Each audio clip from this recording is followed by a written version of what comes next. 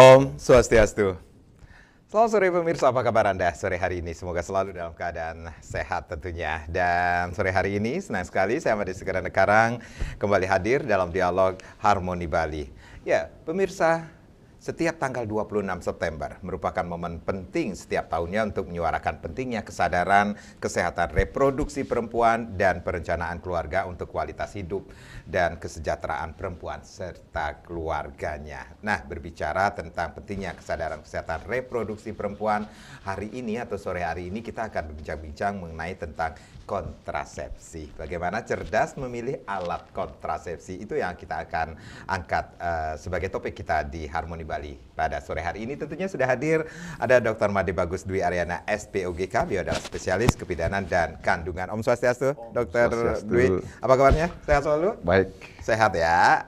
Oke. Baik, sore hari ini kita akan berbincang-bincang mengenai cerdas memilih alat kontrasepsi. Nah, ini mungkin beberapa kalau kita flashback dulu pernah kita memilih topik seperti ini, tetapi kita akan refresh kembali kepada pemirsa Bali TV tentunya yang saat ini menyaksikan kita di Harmoni Bali. Kenapa kita mengangkat topik ini kembali lagi, Dokter?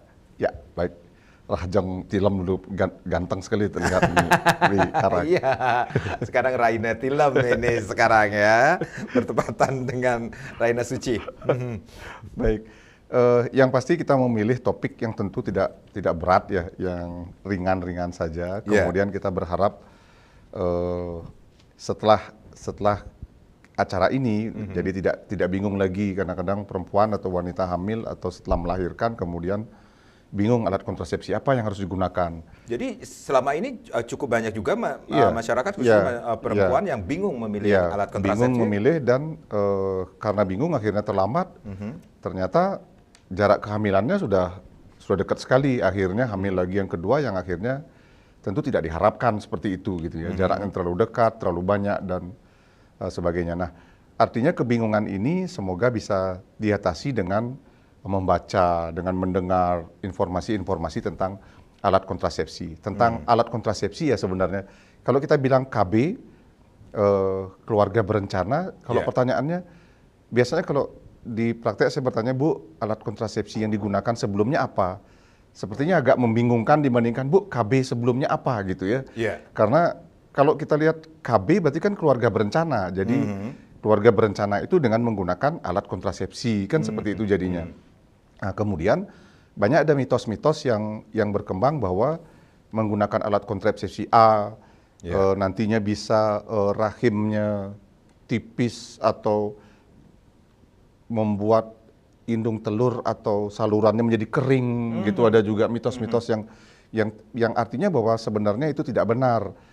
Ada juga yang steril pria, yang vasektomi itu, yang merupakan kontrasepsi mantap akan menyebabkan ya kurang bergairah saat kontak seksual dan sebagainya. Nah, mitos-mitos itu yang harus segera diperbaiki ya, dibenahi bahwa itu tidak benar seperti itu.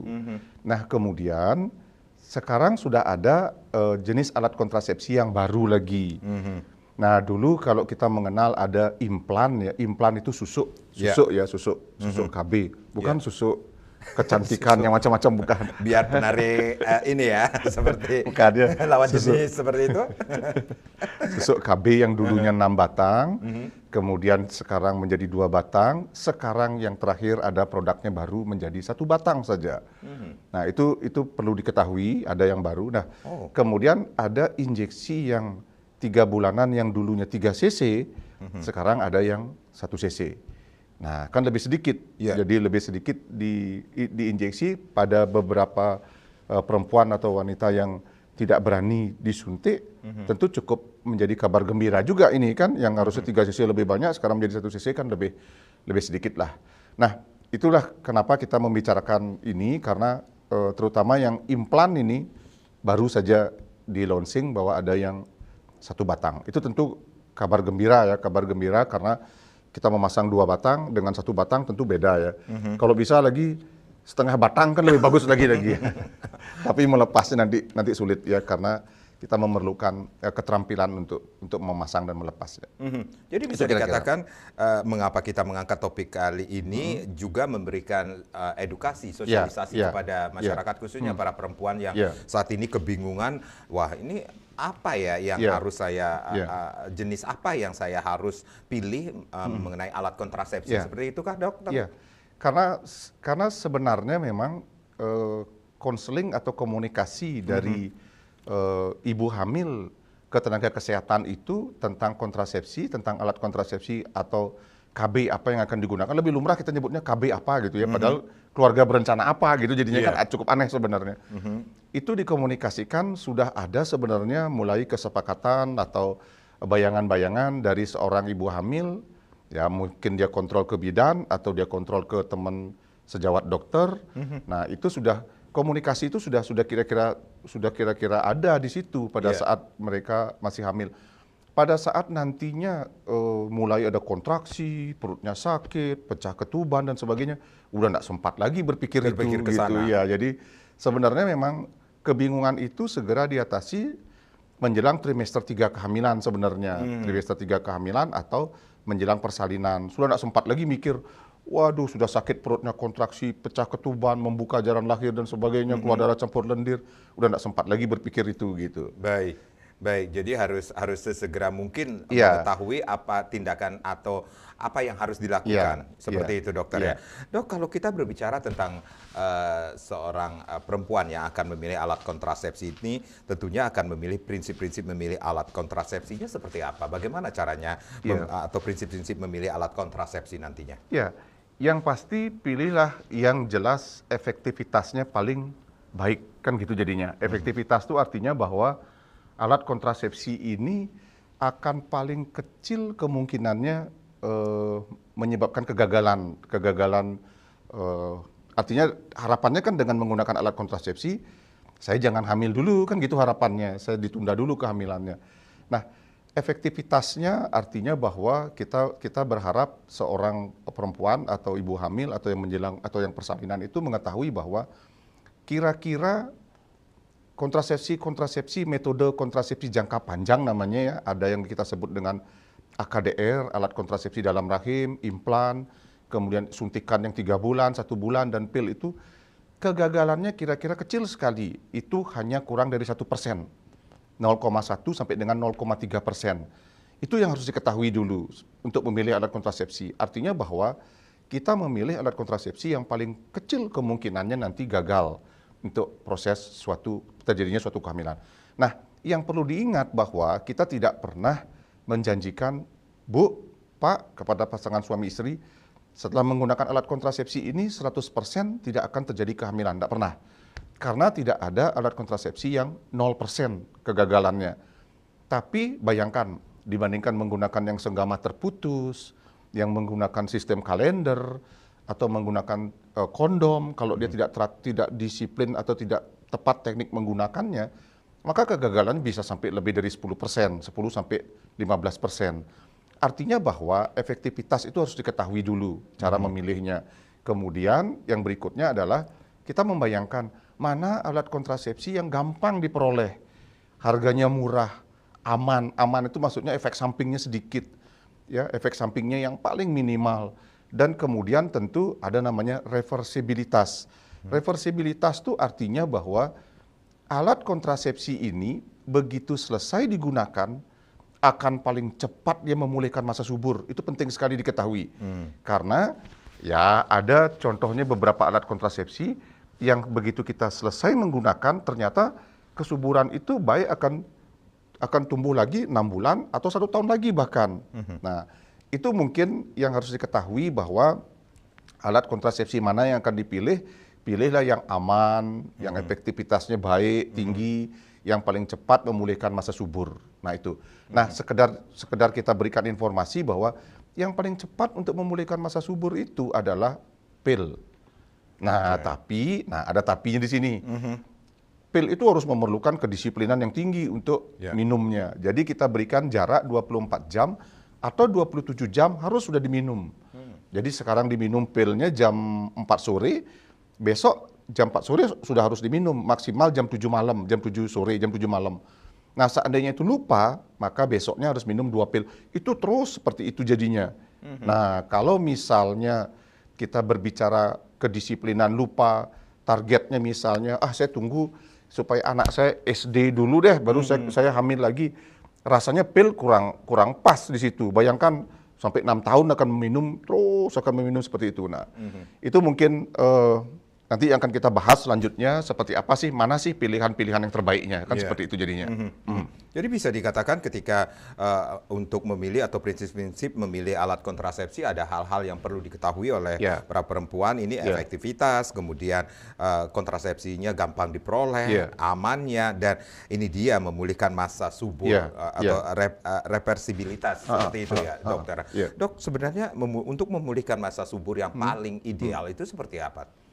Ya, artinya bahwa masa subur itu adalah kira-kira 14 hari sebelum menstruasi yang akan datang. Artinya bahwa selama ini kita mungkin salah yang menganggap bahwa misalnya hari ini adalah hari pertama haid terakhir. Istilah kita HPHT, hari pertama haid terakhir, tanggal hari ini ya misalnya ya. Bukan berarti 14 hari lagi masa subur, bukan. Sebenarnya masa subur itu adalah 14 hari sebelum menstruasi yang akan datang. Anggap dah sekarang logikanya, teorinya 4 September akan datang lagi nanti. Ya 4 September. Maka 14 hari sebelum 4 September itu adalah masa subur, kira-kira 3 atau 5 hari itu. Disitulah kalau misalnya menggunakan metode yang sederhana, hindari kontak seksual di situ kalau memang tidak ingin terjadi kehamilan. Tapi kalau ingin terjadi kehamilan, maka kontak seksual di situ, berhubungan di situ jadinya di antara 14 hari sebelum menstruasi yang akan datang. Nah, bagaimana caranya mengembalikan masa subur? Artinya bahwa kita menggunakan alat kontrasepsi. Kalau misalnya menginginkan kehamilan kembali, tentu alat kontrasepsi itu harus dihentikan atau dilepas kalau itu alat digunakan. Misalnya injeksi atau misalnya menggunakan alat kontrasepsi dalam rahim. Saya menyebutnya alat kontrasepsi dalam rahim ya karena IUD itu adalah intrauterine device. Artinya kita Indonesiakan aja deh alat kontrasepsi dalam rahim, AKDR namanya. Yang dulu disebut spiral, yang lebih terkenal spiral. Kan sekarang sudah ada spiral. Nah, begitu ingin proses kehamilan terjadi, maka ya alat kontrasepsi dalam rahim dilepas, implan atau susuknya dilepas, kemudian injeksinya dihentikan. Nah itu dengan cara itu maka akan cepat pulih dia masa subur, kembali dia masa suburnya. Gitu. Nah, bagaimana kalau terjadi kehamilan ternyata saya menggunakan alat kontrasepsi? Contohnya ada beberapa kasus terpasang alat kontrasepsi dalam rahim, tapi ternyata terjadi juga kehamilan. Nah itu kita sebut dengan kegagalan KB atau kegagalan menggunakan alat kontrasepsi. Ya saran saya segera konsultasi ke spesialis, segera konsultasi ke dokter atau bu bidan, yang harapannya nanti kita mencari solusi pemecahannya. Bagaimana perkembangan kehamilannya. Karena ada alat kontrasepsi kan tentu ya takutnya kehamilan di luar kandungan atau kehamilannya terganggu dan sebagainya. Itu yang dokter sampaikan juga tentang efektivitasnya tersebut, tidak ada 0% kegagalan kehamilan itu sendiri ya dok ya. Baik dokter Dwi, nanti kita akan lanjutkan lagi bagaimana cerdas memilih alat kontrasepsi, dan pemirsa khususnya bagi para perempuan yang saat ini bisa dikatakan sangat penting sekali untuk memilih alat kontrasepsi, nanti bisa atau menghubungi kami di 036189484400 dan juga di 036189484401, tapi tentunya setelah yang berikut ini.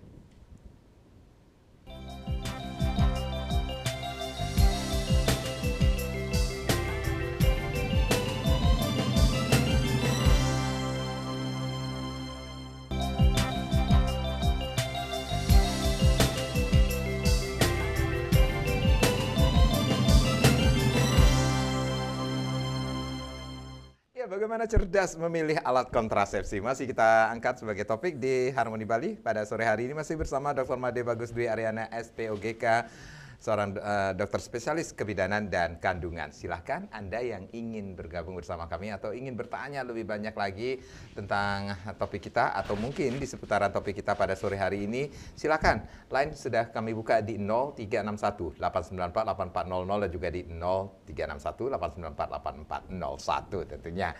Dr. Dwi, kalau kita ternyata banyak juga ya yang harus diperhatikan oleh seorang perempuan. Mungkin bukan seorang perempuan aja ya, mungkin pasangan ya dok ya. Ketika memilih untuk memilih alat kontrasepsi itu bukan hanya kuasanya perempuan saja, tetapi ini dukungan dari suami, kemudian dukungan dari keluarga, seperti apa dok? Ya, artinya bahwa sebenarnya konseling yang akan kita kerjakan itu, konseling itu artinya kita memberikan informasi, konseling informasi dan edukasi kepada perempuan yang mencakup juga sama suaminya. Artinya harus setuju juga, ACC juga suaminya. Kita sedikit menggambarkan kepada suaminya bahwa ya seperti ini kira-kira efek sampingnya, seperti ini keluhan-keluhannya.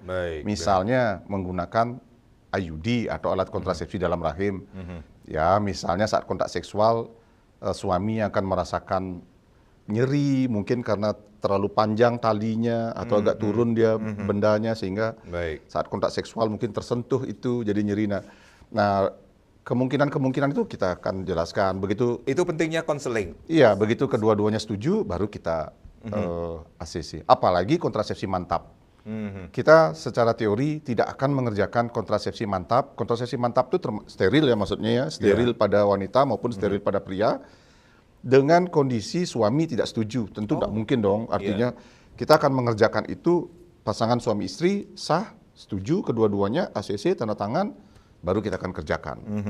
Kalau salah satu tidak setuju berarti tidak deal di situ, tidak mantap. Dan konselingnya sampai ke bahwa ini tidak bisa disambung lagi loh, tidak bisa berharap ada lagi kehamilan. Namanya saja mantap, tidak mantap ya mundur gitu aja. Iya, baik. Nah, ini kalau berbicara tentang perempuan-perempuan yang ingin memilih alat kontrasepsi, apakah ini semua perempuan memiliki kebutuhan atau bisa memakai alat kontrasepsi seperti apa saja, Dok? Iya, artinya bahwa setiap individu itu berbeda-beda.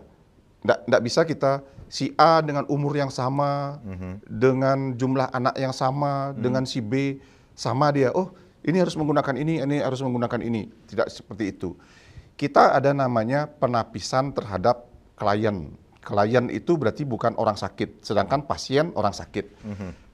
Seorang perempuan yang datang ke pelayanan kesehatan ingin menggunakan alat kontrasepsi, kita anggap itu bukan orang sakit, sehingga kita sebutnya dengan klien. Beda dengan pasien. Pasien kan sakit ya demam atau apa nyeri atau pusing dan sebagainya. Nah, ada namanya kita di tenaga kesehatan itu namanya penapisan klien atau namanya medical eligibility. Kita menapis dia, kita melakukan kelayakan medis namanya. Apakah si A ini layak menggunakan kontrasepsi ini atau si B ini layak menggunakan kontrasepsi ini? Singkat cerita, kita akan melakukan penapisan atau kita akan screening dia. Apakah si A ini ada penyakit medis enggak? Gitu misalnya. Contohnya hipertensi, tekanan darah tinggi, kencing manis, ada kelainan jantung. Atau misalnya si B bilang, "Dok, saya kok selama ini keputihannya banyak ya, kemudian selama ini juga saya habis kontak seksual kok sepertinya beberapa saat ada keluar darah, campur lendir dan sebagainya." Tentu kita akan melihat dulu risiko-risiko yang akan kita gunakan alat kontrasepsi mana gitu loh maksudnya. Nah, jadi kesimpulannya bahwa si A, si B, si C, seorang individu itu berbeda-beda kebutuhan alat kontrasepsinya. Tergantung yang mana nantinya yang pas untuk mereka gitu. Baik. Ya.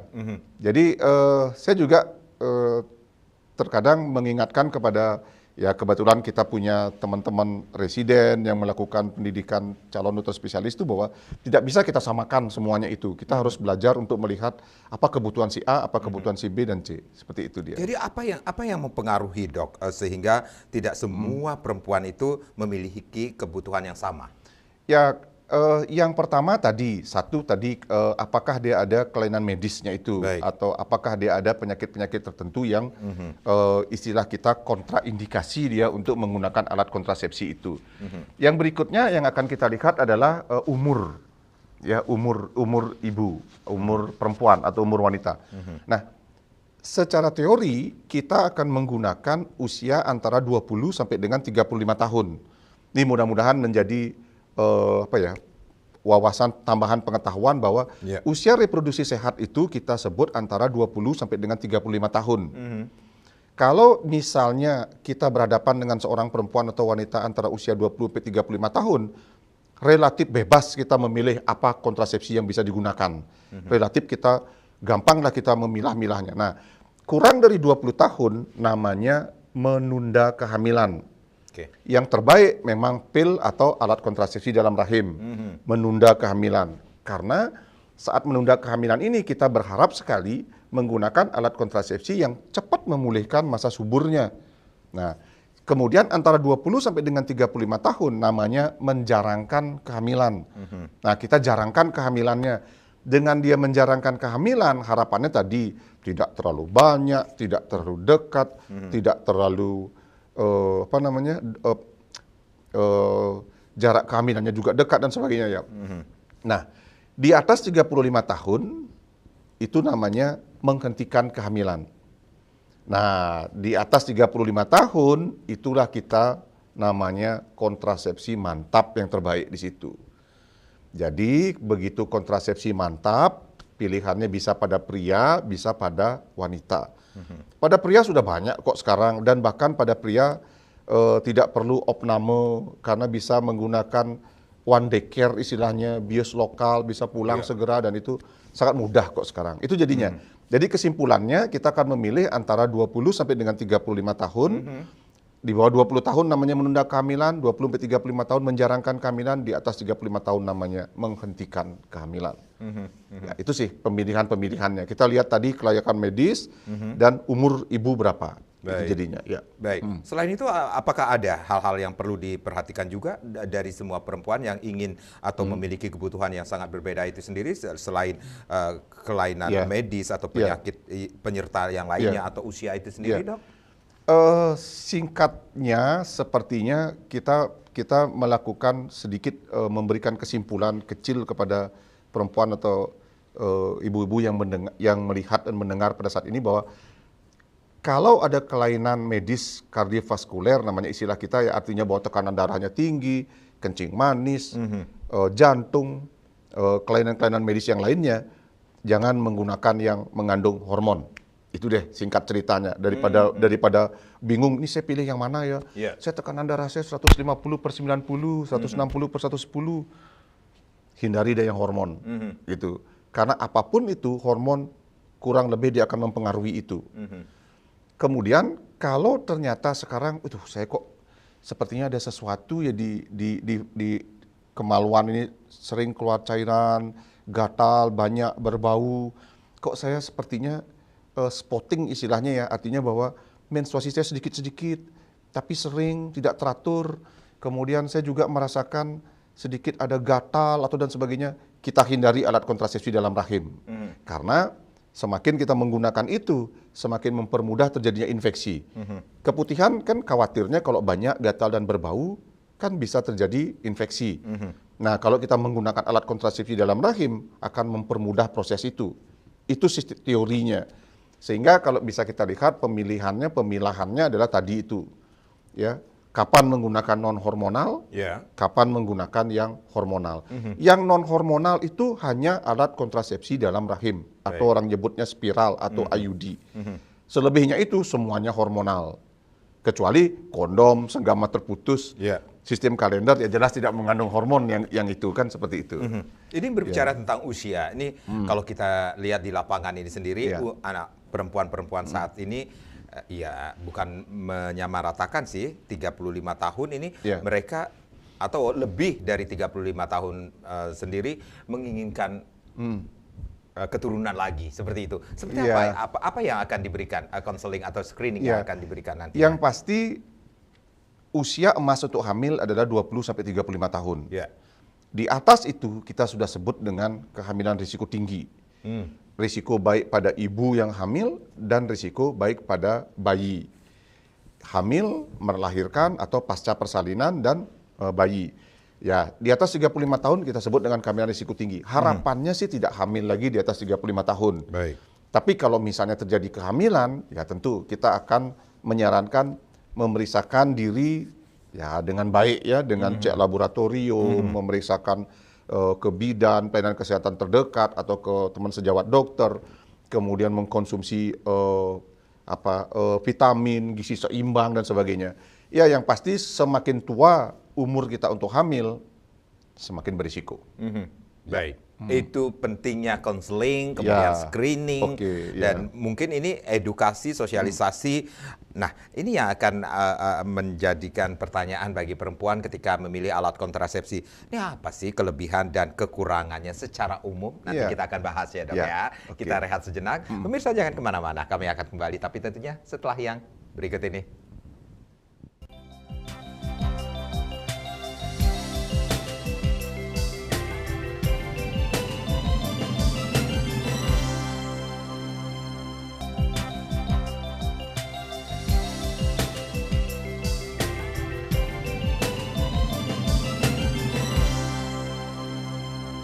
Cerdas memilih alat kontrasepsi masih kita bahas di Harmoni Bali sore hari ini bersama Dr. Made Bagus Dwi Aryana SPOGK, spesialis kebidanan dan kandungan. Silakan Anda yang ingin bertanya mengenai topik kita atau mungkin bertanya di seputaran topik kita pada sore hari ini. Lain kembali kami buka di 0361 8948400 juga di 0361 8948401. Kalau tadi sudah 2 sesi sebelumnya kita sudah banyak sekali membahas tentang apa sih sebenarnya prinsip-prinsip memilih alat kontrasepsi, kemudian tidak semua perempuan memiliki kebutuhan yang sama ketika memakai alat kontrasepsi ini sendiri. Nah, kalau kita berbicara tentang alat kontrasepsi ini sendiri bagi perempuan ini sendiri, tentunya akan itu pentingnya konseling, kemudian screening, konseling itu yang terpenting sekali. Dan bincang-bincang mengenai, wah ini ketika saya memilih alat kontrasepsi ini sendiri, ini kelebihannya apa ya nanti, kekurangannya apa? Ini sebenarnya ada nggak sih Dokter Dwi, kelebihan dan kekurangan secara umum macam-macam jenis alat kontrasepsi tersebut, Dok? Ya, baik. Semua alat kontrasepsi memiliki kelebihan dan kekurangannya masing-masing. Semua mungkin akan menimbulkan efek samping yang dalam tanda petik yang minimal. Nah, itu jangan dikhawatirkan. Mungkin ada yang terasa mual, kemudian sedikit pusing. Itu adaptasi tubuh dia awal-awal menggunakan alat kontrasepsi. Nah, mungkin kalau secara teori maka kita lihat kalau kita berbicara kelebihan, masing-masing sekali lagi mempunyai kelebihannya masing-masing. Tergantung sekarang yang mana yang cocok, itu yang terpenting. Nah, kalau yang non hormonal, jadi jelas kita tahu ya seorang perempuan itu mempunyai proses hormonal di dalam tubuhnya yang diatur oleh kedua indung telurnya. Nah, kalau misalnya kita memberikan hormonal, tentu harapannya tidak alamiah lah dia hormonal yang diatur di dalam tubuhnya itu. Sehingga kadang-kadang seperti tadi ada yang mual, ada mungkin yang pusing, bahkan ada yang merasakan berat badannya bertambah. Nah, itu merupakan kondisi-kondisi yang mungkin rasanya ya, kalau dibilang 100% karena alat kontrasepsinya sih enggak juga, kan tergantung kita juga ya bagaimana lifestyle-nya kan seperti itu. Oke. Nah, kalau yang tidak mengandung hormon berarti tubuh tidak ada efek apapun dia, tidak ada masuk hormon apapun dia. Ini juga sekaligus untuk mitos-mitos yang berkembang seperti Ya, itukah? iya, artinya bahwa ada yang mengatakan bahwa saya menggunakan alat kontrasepsi ini kok saya jadi berat badan saya bertambah ya, kok jadi gemuk, kok saya jadi berjerawat ya, kok kadang-kadang lebih berlendir. Nah, itu tergantung dari sekarang respon tubuhnya. Secara teori sebenarnya sih tidak mutlak dia 100% karena alat kontrasepsi itu. Tapi mungkin kalau hormonal mungkin saja bisa ada hubungannya sedikit seperti itu. Nah, jadi kalau kita bisa lihat kelebihannya tentu yang non hormonal mempunyai kelebihan yang lebih besar, kan seperti itu, karena dia tidak ada hormon di dalam tubuh. Tapi sekali lagi, tidak semua perempuan dengan, saya pakai yang non hormonal deh karena kelebihannya banyak gitu, tidak bisa kita samakan seperti itu. Jadi sekali lagi kita kembali lagi ke konseling, kembali lagi ke screening. Walaupun yang non hormonal kita katakan yang lebih baik karena tidak mempengaruhi apa-apa di dalam tubuh, tapi kalau misalnya seperti tadi keputihannya banyak, terus menstruasinya tidak teratur, ada flek-flek terus, spotting dan sebagainya itu. Nah, tentu tidak bisa kita menggunakan alat kontrasepsi yang non hormonal, kan gitu jadinya. Jadi kesimpulannya semua kelebihan dan kekurangan itu nantinya akan kita screening, nantinya kita akan cocokkan. Cocok enggak si A menggunakan ini, cocok enggak si B menggunakan ini, gitu jadinya. Ya. Jadi ketika pilihan itu kembali lagi kepada sang yang akan menggunakan atau perempuan yang akan menggunakan alat kontrasepsi juga akan dibarengi juga dengan risiko-risiko yang akan dihadapi nantinya? Iya, betul. Artinya bahwa setelah menggunakan alat kontrasepsi bukan berarti 100% akan mampu mencegah kehamilan. Tapi kalau tidak menggunakan alat kontrasepsi sudah jelas lah, bukan lagi kemungkinan dan sebagainya. Artinya bahwa sekarang cenderung seorang perempuan atau pasangan suami istri tahu dirinya tidak menggunakan kontrasepsi, tahu istrinya atau dirinya si perempuan ini tidak menggunakan kontrasepsi, tahu kalau tidak menggunakan alat kontrasepsi bisa hamil, tapi tetap tidak menggunakan alat kontrasepsi.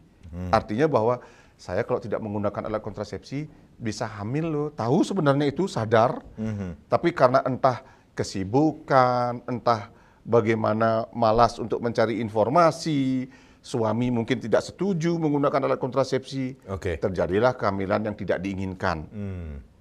Begitu kehamilan tidak diinginkan terjadi, akan terjadilah hal-hal yang ya tentu namanya saja tidak diinginkan, tidak diharapkan, tentu akan berusaha mencari bagaimana caranya agar kehamilan ini tidak diteruskan, kan gitu jadinya. Jadi artinya bahwa saran saya memang tentu segera konsultasi ke tempat pelayanan kesehatan terdekat untuk membicarakan masalah kontrasepsi ini. Karena tidak bisa kita menyamakan, oh kakak saya dulu nggak menggunakan alat kontrasepsi nih selama 2 tahun, 3 tahun, toh juga dia nggak kenapa-kenapa. Sekarang saya juga udahlah, nggak usah dah, juga itu udah contoh-contohnya.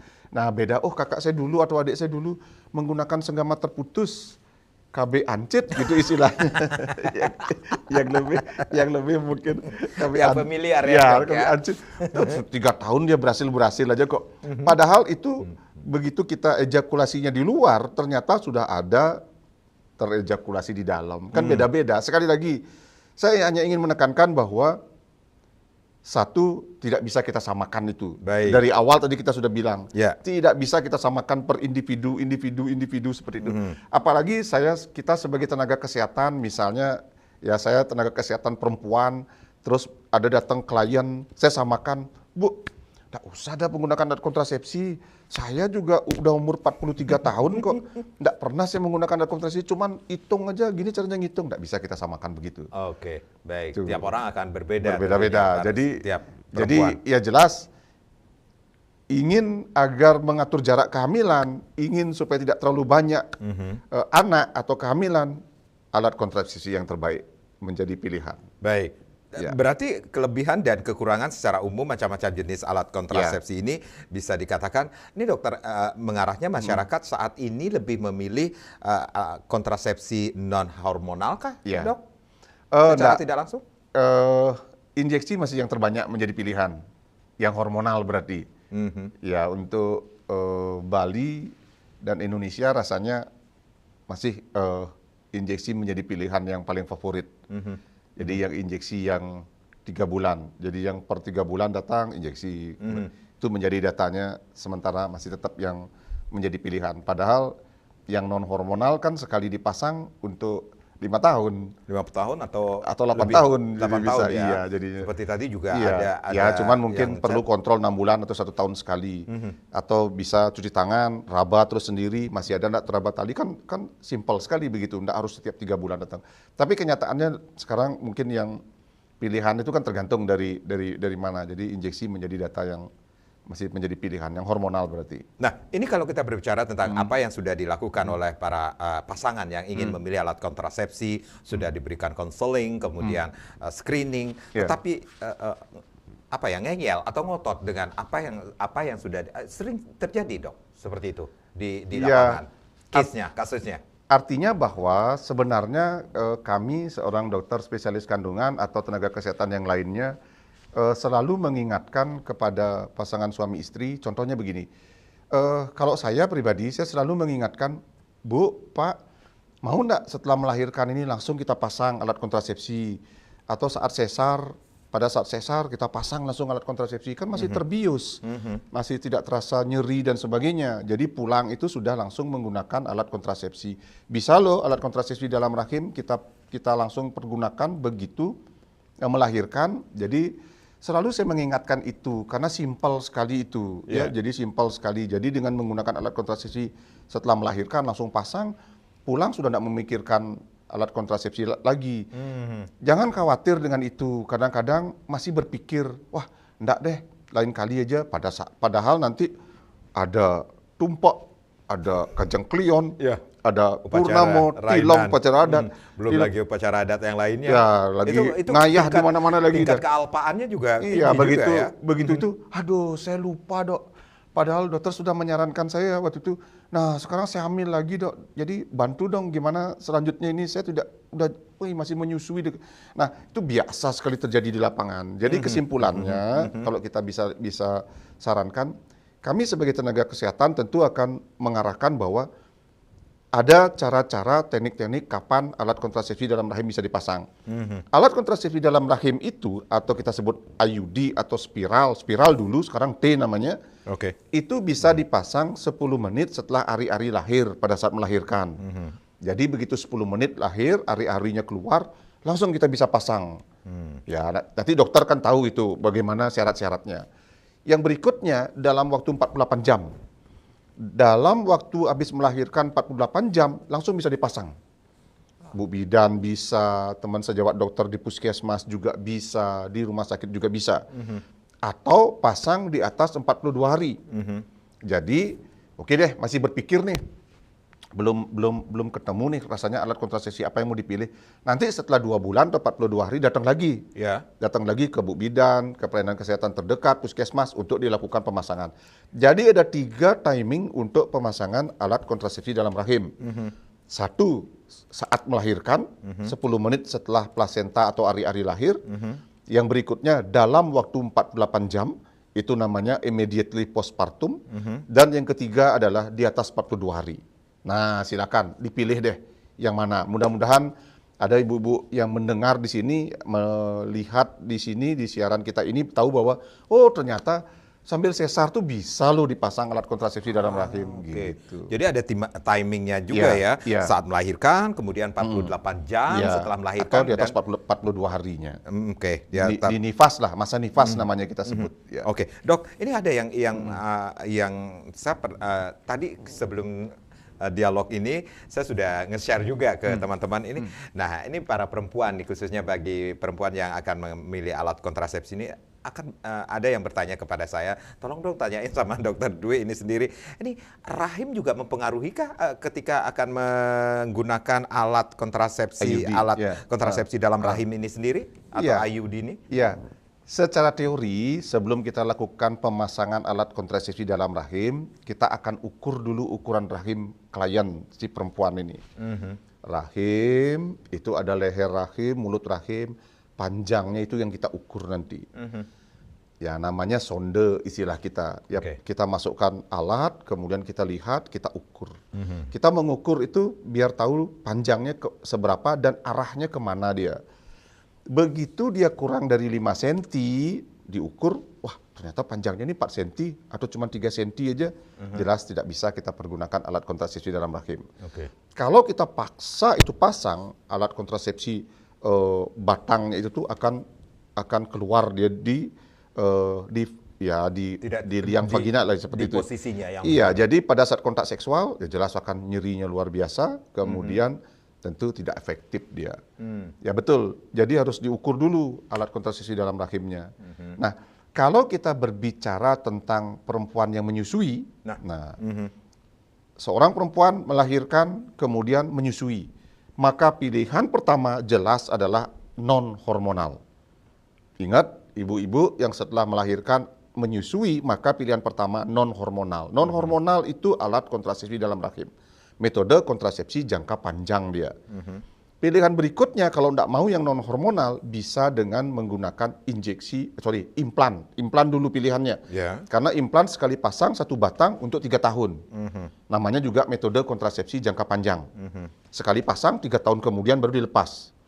Berikutnya kalau tidak mau bisa injeksi. Injeksinya harus yang 3 bulan, tidak boleh yang 1 bulan. Karena yang 1 bulan akan mempengaruhi ASI. Kesimpulannya, kita memilih alat kontrasepsi untuk ibu yang menyusui. Bayangan kita adalah jangan sampai kita memilih alat kontrasepsi yang akan mengganggu produksi air ASI. susu ibu. Baik, Dokter Dwi, kita rehat kembali. Nanti kita akan lanjutkan lagi. Kami akan kembali saat lagi.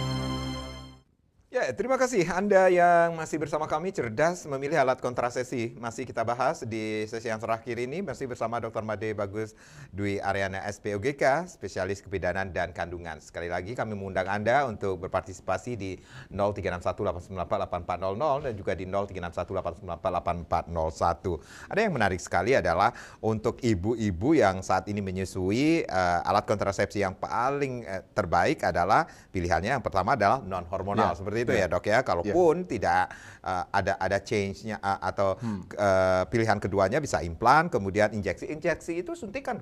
Ya, suntikan maksudnya. Suntikan ya. Lupa saya bilang. Injeksi itu suntik maksudnya. Suntikan itu 3 bulan sekali seperti itu. Iya, ada yang 3 bulan, ada yang 1 bulan. Baik. Tapi yang untuk yang 1 bulan untuk ibu menyusui nggak boleh, karena dia akan mempengaruhi ASI. Baik, Dok. Ini kalau ngomongin tentang pasangan yang ingin memiliki keturunan, kemudian ini ada jarak yang ideal nggak sih, Dok, untuk hamil lagi selanjutnya setelah melahirkan, Dok? Ya. Tadi kita lupa ya sampaikan bahwa yang non hormonal bagi yang mereka yang menyusui kan biasanya ada pertanyaan, Dok, saya menyusui loh sekarang nih, aman enggak saya tidak menggunakan alat kontrasepsi, kan gitu misalnya. Nah, kita ada namanya metode amenorrhea laktasi atau lactation amenorrhea method. Syaratnya itu ada 3. 1, harus menyusui aktif. Aktif itu artinya tidak bisa menggunakan breast pumping itu, cet yang begitu ya. Dia harus menyusui. Artinya harus menyusui aktif. Begitu menyusui aktif, bayi begitu menyusui maka dia akan memproses, kita di tubuh seorang perempuan itu ada lengkung refleks, diproses akan otak merespon bahwa dia akan menghindari terjadinya masa subur, ovulasi. Itu yang pertama, jadi menyusui aktif 8 kali per hari minimal. Yang kedua adalah belum menstruasi. Nah ini yang paling sulit. Pengalaman saya, seorang perempuan atau ibu pasca melahirkan, paling sulit menentukan dirinya ini sudah menstruasi atau belum. Sekarang melahirkan normal, akan berpikir, wah ini pasti sisa-sisa kotorannya yang melahirkan, padahal sudah menstruasi itu. Begitu sudah menstruasi, tidak boleh lagi mengandalkan hanya menyusui saja. Yang berikutnya, bayi di bawah 6 bulan. Jadi kesimpulannya, metode sederhana, metode amenorrhea laktasi namanya, kapan boleh mengandalkan menyusui saja untuk sebagai kontrasepsi, untuk sebagai menjarangkan kehamilan. 1, bisa menyusui aktif, tidak menggunakan bantuan pumping, breast pumping. Kemudian 2 adalah bayi belum berumur 6 bulan. Dan yang ketiga, belum menstruasi. Pastikan itu. Begitu sudah menstruasi, berarti masa subur sudah kembali lagi. Nah, kapan jarak paling ideal seorang perempuan atau wanita bisa kembali hamil? Kita sepakat di atas 2 tahun. Ya, kita sepakat itu yang paling ideal di atas 2 tahun. Nah, pertanyaannya adalah, boleh enggak saya kemudian setelah melahirkan sesar sebelumnya, kemudian selanjutnya bisa melahirkan normal lagi? Jawabannya jelas boleh, jelas bisa. Dengan syarat harapannya di atas 2 tahun. Baik. Jadi harapannya adalah, kesimpulannya hamil berikutnya targetnya memang harapannya di atas 2 tahun. Di atas 2 tahun. Ya, setelah 2 tahun sebelum persalinan yang persalinan dari persalinan yang sebelumnya. Baik. Dan ada yang mempengaruhi ketika perempuan yang akan memilih alat kontrasepsi itu adalah memiliki kebutuhan yang tidak sama. Salah satunya atau yang mempengaruhi adalah usia. Seperti itu ya, Dok ya. Nah, ini kalau kita berbicara tentang usia seorang perempuan yang sudah kategori tua, masih perlu memakai alat kontrasepsi nggak sih, Dok? Iya, betul ya. Bagus pertanyaannya. Artinya bahwa saya pernah ketemu kasus ibu hamil yang tertua saat di usia 46 tahun. 46 tahun? Iya, saya punya yang tertua. Masih bisa hamil? Di atas 46 tahun. Pasien itu datang dengan keluhan ada benjolan di perut. Seperti kayaknya ada tumor di rahim nih gitu bayangannya, 46 tahun. Datang, kita lakukan pemeriksaan, USG, saya juga kaget. Ternyata sudah bayi masuk trimester 2 atau trimester 3. Nah, dia juga kaget, saya udah 46 tahun, Dok, menggunakan kontrasepsi enggak sih, saya pikir saya sudah tidak bisa hamil lagi gitu. Sekarang bisa kita simpulkan, seorang yang masih menstruasinya teratur, ya, kapanpun itu tidak menggunakan alat kontrasepsi masih ada kemungkinannya hamil. Di atas 45 tahun, di atas sampai dengan usia 50 tahun, itu sudah ada penelitiannya. Kalau menstruasinya masih teratur, kemungkinan hamilnya ternyata bisa 1 sampai dengan 5%. Oke, baik. Dibandingkan yang 20 sampai 35 tahun, ini ada perempuan tidak menggunakan kontrasepsi antara 20 sampai dengan 35 tahun umurnya. Itu kemungkinan hamilnya 80 sampai 90%. 80 sampai 90%. Bayangkan, hanya 10% dia tidak kemungkinan, itu namanya unexplained infertility. Artinya tidak bisa kita menjelaskan. 10% itu kok tidak hamil-hamil gitu loh maksudnya. Padahal dia usianya usia emas, tidak menggunakan alat kontrasepsi, semua hasil laboratorium normal, semua pemeriksaan normal, itu 10% angkanya. Tidak hamil ternyata. Entah apa penyebabnya, kita tidak bisa menjelaskan itu. Baik. Di atas 35 tahun, 46 tahun tadi saya bilang, sampai 50 tahun, selama menstruasinya masih teratur itu 21 sampai dengan 35 hari, sekarang yang terbaru digunakan 25 sampai dengan 39 hari. Hari ini menstruasi, bulan depan teratur juga menstruasinya, dan berlangsung juga sekitar 5 hari atau 4 hari. Deres seperti biasa. Hati-hati. Kemungkinan masih bisa hamil sampai dengan 5%. Kesimpulannya, apakah usia tua masih tetap harus menggunakan alat kontrasepsi? Selama masih menstruasinya teratur, jelas. Kategori usia tua di Indonesia berapa, Dok? Dan yang masih menstruasi yang teratur ini sendiri, Dok? Ya tetap. Apakah setiap negara berbeda-beda, Dok? Ya, tetap kita menggunakan tadi itu ya 20 sampai dengan 35 tahun ya. Di atas 35 tahun kehamilan risiko tinggi. Sampai dengan 40 tahun ke atas itu sudah kita anggap sel telur itu sudah mulai dia fungsinya agak menurun. Sehingga begitu dia di atas 40 tahun, 41, 42, 43, sel telur itu fungsinya akan menurun terus. Sehingga dengan kualitas sel telur yang seperti itu tidak baik, maka proses kehamilan juga akan sulit. Kalau terjadi kehamilan, ada kekhawatiran, ada kelainan-kelainan misalnya, gitu misalnya. Nah, tapi sekali lagi, konteksnya adalah begitu dia masih menstruasi teratur, apapun itu, tidak menggunakan kontrasepsi, kemungkinan di masa subur. Syarat seseorang itu hamil kan juga ada ya, syarat alamiahnya ya. Tidak berarti, Dok, saya padahal sudah sering sekali berhubungan, tapi tidak jadi-jadi juga. Ada juga yang datang, Dok, padahal saya cuma sekali aja berhubungan nih, kontak seksual, langsung jadi. Terus ada juga berpikir, begitu hamil, harus terus berhubungan, supaya seperti tanaman, disiram terus gitu, supaya subur gitu misalnya. Ada macam-macam seperti itu.